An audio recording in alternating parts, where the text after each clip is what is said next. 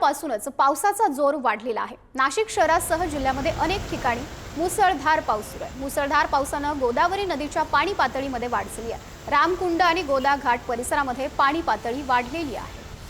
रामकुंड आणि गोदा घाट परिसरामध्ये पाणी पातळी वाढलेली आहे। नाशिकमध्ये सुद्धा मुसळधार पाऊस सुरू आहे। नाशिकमध्ये सकाळपासूनच पावसाचा जोर वाढलेला आहे। प्रतिनिधी किरण ताजने आपल्याशी जोडले गेलेले आहेत। किरण, सकाळपासूनच नाशिकमध्ये मुसळधार पाऊस सुरू आहे, सध्या काय स्थिती आहे?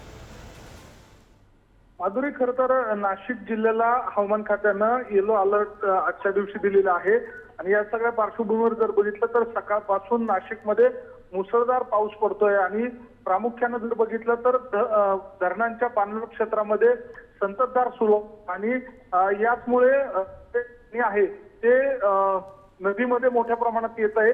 प्रामुख्याने रामकुंड परिसरामध्ये मोठ्या प्रमाणात पाणी आल्यानं पाणी पातळीमध्ये देखील वाढ झालेली आहे। अशा वेळेस सगळ्या पार्श्वभूमीवर जर बघितलं तर शहरामध्ये देखील ठिकठिकाणी पाणी साचलेलं आहे। रस्त्यांवर पाणी साचल्यामुळे वाहतूक कोंडी देखील अनेक ठिकाणी झालेली आहे।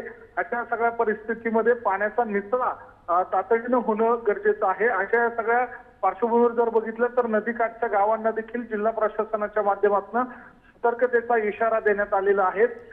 जे नदीकाठी राहतात त्यांना स्थलांतरित होण्याच्या सूचना दिलेल्या आहेत। यासोबतच जनावरे असतील त्यांनाही बाजूला हटवण्याचं सूचना।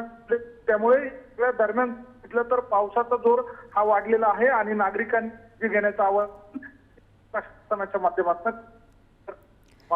किरण, धन्यवाद आपण दिलेल्या या सर्व माहितीसाठी।